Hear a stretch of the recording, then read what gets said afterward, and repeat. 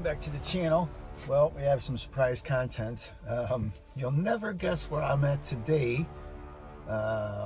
Second call of the day, first one not worth filming. Anyway, that whole pump issue from a few videos back, apparently they had that whole thing resolved in-house, was a whole kerfuckle. Anyway, probably didn't think I'd ever work for them again, but I'm back. Let's go see what's going on. Hopefully they got the pump right. I haven't been back since. They said they had it fixed, so we'll see. I think we got it figured out. Just had a nice chat with the village. They're making sure that this is getting taken care of. So let me show you. So they did replace the sizing. It's still not correct, I believe, because obviously look at all this calcium. See right there. It's dripping. I don't know if you can see that. Finger's wet. Right? I don't think they changed the pump. It's still the same pump. Let's take a look here.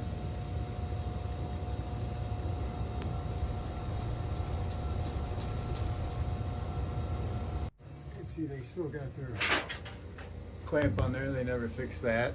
And now the one later called with no heat. 1A also has a clamp on it now.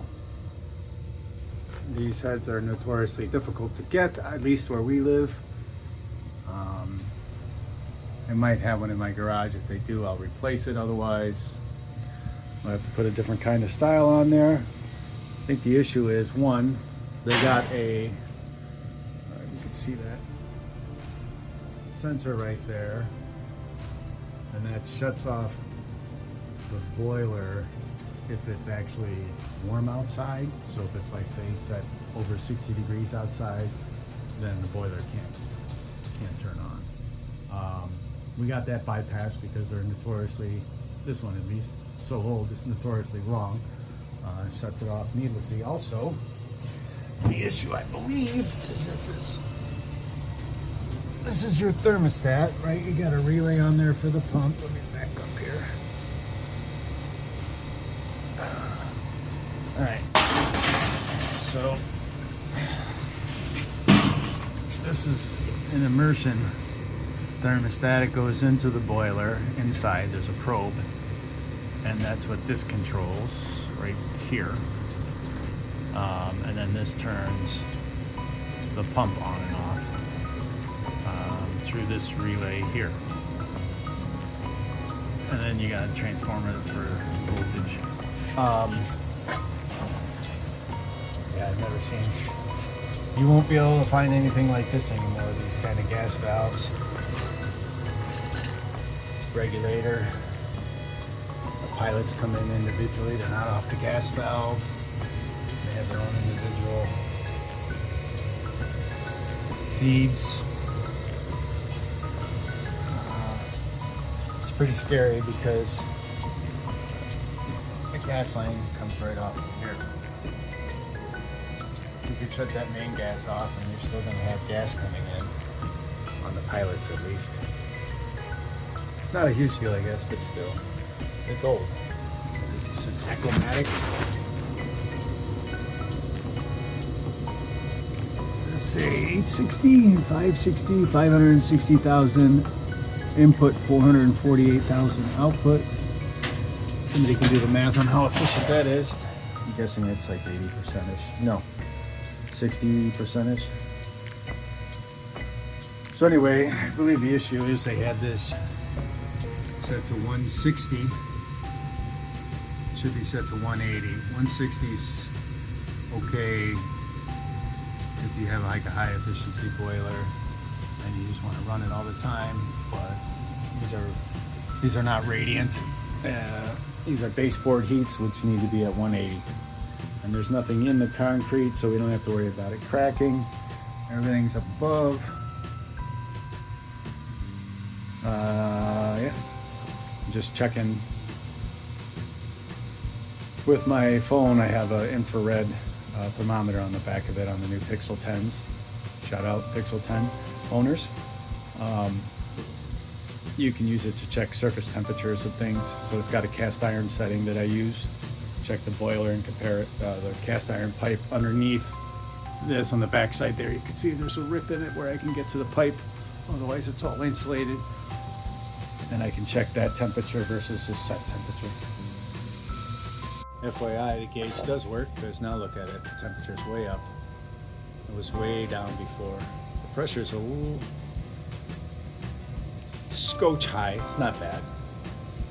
You don't want to get it above 30 because your pressure relief over here will blow. Let's just make sure that's the right one, and they didn't put a hot water tank or a heater tank on there. That'll be at 150. It should be 30 psi, and it is. So that's all good. I'm really curious about this pump though. I think this pump is definitely the same pump that was there before. All right, thermostat is working. It's registering 180. It's about what I got as well, a little bit higher. Now we just gotta address this issue.